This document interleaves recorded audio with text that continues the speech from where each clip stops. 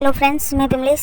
आज हम सीखेंगे beautiful and trendy Alia cut short kurti for summer. अगर आप कॉलेज या फिर ऑफिस जाते हो तो आपके लिए ये कुर्ती परफेक्ट होने वाली है, क्योंकि ये कंफर्टेबल होने के साथ साथ स्टाइलिश लुक भी देती है। तो और क्या चाहिए गाइस, फिर भी आप लोग मेरी वीडियो को लाइक नहीं करते हो। चलो इसी बात पे ही वीडियो को लाइक कर दो। और हाँ, मैं यहाँ पर इतने में ही नहीं रुकने वाली, लास्ट में मैं आपको फैशन टिप्स भी बताने वाली हूँ, तो वीडियो को एंड तक जरूर देखना। तो देखो, कुर्ती बनाने के लिए मैंने यहाँ पर 2.5 meter pure printed cotton fabric का यूज किया है। मोस्टली हम समर में कॉटन का कपड़ा ही पहनना पसंद करते हैं और भी कुछ पहनने का दिल करता ही नहीं है। और हाँ, मेजरमेंट स्क्रीन पर मेंशन है, तो चलो वीडियो को शुरू करते हैं। तो देखो, सबसे पहले मैंने फैब्रिक को यहाँ पर 2 फोल्ड करके रख लिया है। अब इसकी जो फोल्डेड वाली साइड है उसको पकड़ते हुए फैब्रिक को 4 फोल्ड कर लेंगे। यहाँ पर मेरा फैब्रिक तिरछा है, तो स्केल की हेल्प से इसे सीधा कर लेंगे। उसके बाद इंची टेप को यहाँ पर रखते हुए टॉप की लेंथ मेजर करेंगे। मेरी टॉप 14 इंच है, 1 इंच उसमें मार्जिन ऐड करेंगे तो टोटल ये 15 इंच हो जाएगी। तो टॉप की लेंथ के लिए 15 इंच पर मार्क कर लेंगे। उसके बाद दोनों पॉइंट को मिलाते हुए एक सीधी लाइन ड्रॉ कर देंगे। अब इसी मार्किंग पर कट करके एक्स्ट्रा फैब्रिक को साइड कर देंगे। कट करने के बाद यहाँ पर हमारी टॉप की length 15 inch and width 11 inches है। आप शोल्डर के लिए यहाँ पर 7 इंचेस पर निशान लगाएंगे एंड शोल्डर डाउन के लिए मैं यहाँ पर हाफ इंचेस पर निशान लगाऊंगी। इस मार्किंग से नीचे की तरफ आर्म होल के लिए 6.5 इंचेस पर निशान लगाएंगे। अब जितना हमने शोल्डर लिया है नीचे सेम मार्क कर लेंगे। स्केल से दोनों पॉइंट को मिलाते हुए सीधा कर लेना है। नाउ हम चेस्ट मेजरमेंट करेंगे। तो जो भी हमारा चेस्ट मेजरमेंट है उसका हम 1/4 पार्ट लेंगे एंड उसमें 1.5 इंच मार्जिन के लिए ऐड करेंगे। तो यहाँ पर चेस्ट के लिए मैं 10.5 इंचेस पर निशान लगा दूंगी। सेम ऐसे ही वेस्ट का 1/4 पार्ट लेकर उसमें 1.5 इंच मार्जिन के लिए ऐड करेंगे एंड यहाँ पर 9.5 इंचेस पर निशान लगा देंगे।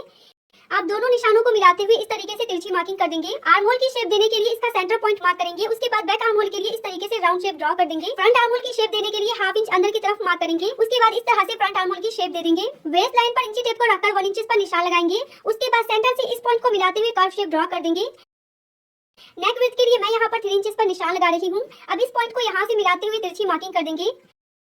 तो देखो, टॉप की मार्किंग कंप्लीट हो चुकी है। अब हम इसको कट कर देंगे एंड एक्स्ट्रा फैब्रिक को साइड कर देंगे। फिटिंग की मार्किंग जो हमने की है उस पर एक स्मॉल कट लगा देंगे। मैंने लास्ट वीडियो में ही आप सबसे इसका नाम पूछा था, तो बहुत सारे लोगों ने मुझे रिप्लाई भी किया, तो थैंक यू सो मच मेरे क्वेश्चन का रिप्लाई करने के लिए। तो इस ट्रेसिंग व्हील की हेल्प से मार्किंग काफी आसान तरीके से बैक साइड पर ट्रेस हो जाती है। अगर आपको भी ये टूल चाहिए तो लिंक डिस्क्रिप्शन बॉक्स में है। पता नहीं ये कैमरे पर विजिबल हो रही है या नहीं, बट मार्किंग बैक साइड पर आ चुकी है, तो मैं इसे थोड़ा सा डार्क कर दूंगी। अब इसमें से बैक वाले पार्ट को साइड कर देंगे एंड फ्रंट पार्ट को फिर से फोल्ड करके फ्रंट आर्म होल की कटिंग कर देंगे। आलिया कट की शेप देने के लिए यहाँ पर 4 इंचेस पर निशान लगाएंगे। अब इस पॉइंट को यहाँ से मिलाते हुए तिरछी मार्किंग कर लेंगे। अब इसी मार्किंग पर कट करके आलिया कट की शेप दे देंगे एंड एक्स्ट्रा फैब्रिक को अलग कर देंगे। नेक की फिनिशिंग करने के लिए मैंने अलग से पट्टी ली है। इसको डबल फोल्ड करके नेक पर रख लेंगे एंड बॉल पिन से सिक्योर कर देंगे। नेक विड्थ के लिए मैं 2.75 इंचेस पर निशान लगाऊंगी, क्योंकि हाफ इंच फिर सिलाई में जाएगी, तो रेडी होने के बाद ये 3 इंच पर हो जाएगी। फ्रंट नेक डीप के लिए 6 इंचेस पर निशान लगाएंगे। जितना हमने नेक विड्थ लिया है नीचे की तरफ भी सेम मार्क कर लेंगे। अब स्केल की हेल्प से दोनों पॉइंट को मिलाते हुए एक बॉक्स बना लेंगे। अब बॉक्स के अंदर ही वी शेप ड्रॉ करते हुए फ्रंट नेक की मार्किंग कर देंगे। एक्स्ट्रा मार्जिन के लिए मैं यहाँ पर 1.25 इंचेस पर निशान लगा रही हूँ।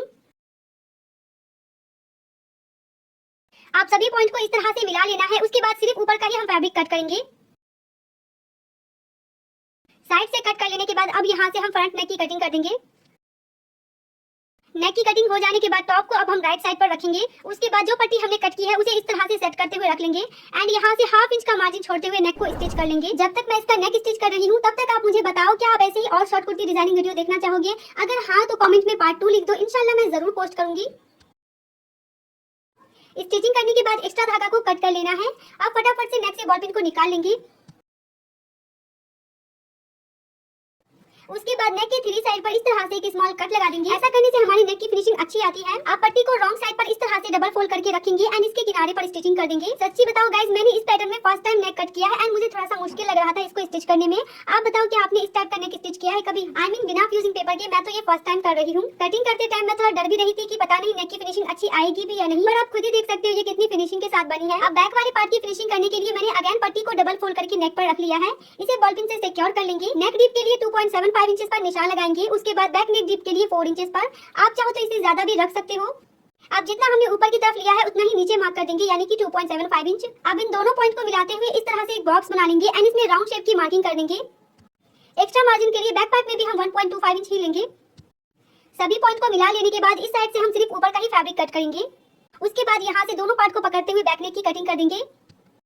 आप बैक पार्ट की राइट साइड पर तिरछी पट्टी को सेट करके रखेंगे एंड यहाँ से हाफ इंच का मार्जिन छोड़ते हुए स्टिचिंग कर देंगे। स्टिचिंग करने के बाद नेक पर मैंने इस तरीके से छोटे छोटे स्मॉल कट लगा दिए थे। आप पट्टी को रॉन्ग साइड पर डबल फोल्ड करके इसके किनारे से स्टिचिंग कर देंगे। सो देखो, यहाँ पर बैक पार्ट रेडी हो चुकी है। तो आप स्टिच करने के बाद अब हम फिर से फैब्रिक को डबल फोल्ड करके बिछा लेंगे। फैब्रिक को मैंने लंबाई में फोल्ड किया है। अब यहाँ से 14 इंच टॉप माइनस करते हुए बॉटम की लेंथ के लिए 19 इंच पे मार्क करेंगे एंड 1.5 इंच एक्स्ट्रा मार्जिन के लिए मार्क करेंगे। अब इस वाली पॉइंट को पकड़ते हुए फैब्रिक को इस तरह से फोल्ड करके रख लेना है। यहाँ से बैक पार्ट की लेंथ 20.5 इंच है। फ्रंट वाले पार्ट में हम आलिया कट की शेप देने वाले हैं, तो जितना हमने टॉप में लिया है उतना ही यहाँ पर 4 इंचेस पर मार्किंग करेंगे। अब इस पॉइंट को बैक पार्ट की लेंथ से मिलाते हुए तिरछी मार्किंग कर देंगे। उसके बाद इस मार्किंग पर कटिंग कर देंगे। यहाँ से भी फैब्रिक फोल्ड है तो इसको भी कट करके अलग कर लेंगे। सो आप यहाँ पर देख सकते हो ये हमारा फ्रंट का पैनल है एंड ये बैक का पैनल। तो बैक पैनल को अभी हम साइड कर देंगे और पहले फ्रंट वाले पार्ट में गैदरिंग बनाएंगे। सो हाफ इंच की गेप पर जो भी आपकी मशीन में सबसे बड़ी वाली सिलाई है वो यहाँ पर लगा देंगे।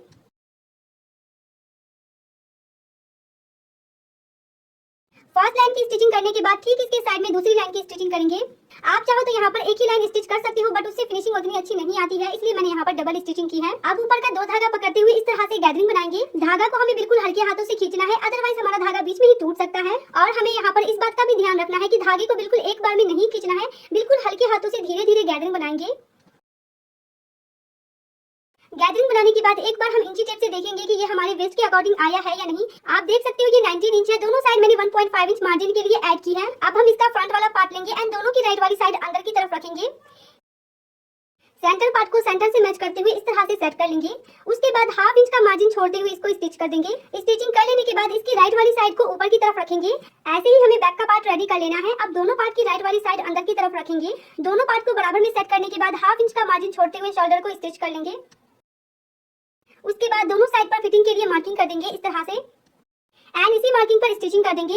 सेम इसी तरह से दूसरी साइड भी फिटिंग के लिए स्टिचिंग कर देंगे। अब नीचे की तरफ सिंपली बॉटम को डबल फोल्ड करेंगे एंड पूरे गोलाई में स्टिच कर देंगे। अब हम इसका स्लीव रेडी करेंगे, जिसके लिए मैंने फैब्रिक को सिंपली फोल्ड करके रख लिया है। स्लीव की टोटल लेंथ 27.5 इंच है। 1.5 इंच इसमें मैंने मार्जिन के लिए ऐड किया है। वैसे मेरी स्लीव की रेडी लेंथ 20 इंचेस है। 6 इंच की मैं यहाँ पर गैदरिंग बनाऊंगी। फैब्रिक की विड्थ 9 इंच। अब इसकी ओपन वाली साइड से 3 इंचेस पे मार्किंग करेंगे। बाजू की फिटिंग लेने के बाद 1.5 इंच में मार्जिन का ऐड करेंगे। उसके बाद यहाँ पर 8.5 इंच पे मार्किंग कर देंगे। नीचे भी सेम ऐसे ही पहले हम फिटिंग के लिए लेंगे। उसके बाद 1.5 इंच मार्जिन ऐड करके यहाँ पर 6 इंच पे मार्किंग करेंगे। अब स्केल से पहले फिटिंग की मार्किंग करेंगे, देन उसके बाद यहाँ पर कटिंग की मार्किंग कर देंगे। अब इसकी फोल्डेड वाली साइड पर 2.75 इंच पे मार्किंग करेंगे एंड यहाँ से स्लीव के लिए कर्व शेप ड्रॉ कर देंगे। आर्म होल के लिए हाफ इंच अंदर की तरफ दबाव देते हुए मार्क करेंगे। स्लीव की मार्किंग कंप्लीट होने के बाद बाहर वाली मार्किंग पर कट करके एक्स्ट्रा फैब्रिक को अलग कर लेंगे। हमने जो फिटिंग की मार्किंग की थी दोनों साइड पर स्मॉल कट लगा देंगे। स्लीव को ओपन करके यहाँ से फ्रंट आर्म होल की कटिंग कर देंगे। कटिंग करने के बाद स्लीव के एक पार्ट को साइड कर देंगे एंड इस वाली स्लीव को रॉन्ग साइड पर टर्न करके सिंपली यहाँ से डबल फोल्ड करेंगे एंड इस पर स्टिचिंग कर देंगे। ऐसे ही मैंने दोनों ही स्लीव रेडी कर ली है, साथ ही साथ मैंने साइड की भी फिटिंग लगा दी है। अब दोनों स्लीव को हम कुर्ती के साथ अटैच करेंगे। फर्स्ट स्लीव को लेकर यहाँ पर हमें दोनों का फ्रंट आर्म होल चेक कर लेना है। उसके बाद स्लीव को अंदर की साइड से लगाएंगे। दोनों को बराबर में पकड़ने के बाद पूरे सर्कल में हाफ इंच का मार्जिन छोड़ते हुए स्टिच कर देंगे। ऐसे ही हमें सेकंड स्लीव को भी स्टिच कर लेना है। यहाँ पर हमारी शॉर्ट कुर्ती बनकर रेडी है। अब इसके साथ ऐसा क्या पहने जो स्टाइलिश लुक भी दे और थोड़ा ट्रेंडी भी हो। डोंट वरी, मेरे पास इसका भी सॉल्यूशन है। वैसे तो शॉर्ट कुर्ती के साथ सभी जींस अच्छी लगती है, यही सोचकर मैंने इसके साथ वाइड लेग जींस लिया था, वो भी ब्लैक कलर में। अब इस पर कौन सा कलर सबसे ज्यादा अच्छा लगेगा, तो ब्लू, व्हाइट एंड ब्लैक, इसमें से आप कोई भी कलर ले सकते हो। और हाँ, शॉर्ट कुर्ती के साथ आप सिल्वर ऑक्सीडाइज ज्वेलरी पहन सकते हो, काफी सही लगती है। अगर आपको इस वीडियो में किसी भी चीज का लिंक चाहिए तो डिस्क्रिप्शन बॉक्स में है। ऑक्सीडाइज ज्वेलरी के साथ अगर आप सिंपल कुर्ती भी पहनते हो तो वो नेक्स्ट लेवल पर चला जाता है। सो आज की इस वीडियो में बस इतना ही। यहाँ तक अगर आप लोग पहुंच गए हो तो वीडियो को लाइक करके ही जाना, और हाँ, चैनल पर नए हो तो चैनल को सब्सक्राइब करके बेल आइकन जरूर प्रेस कर लेना। इससे मेरी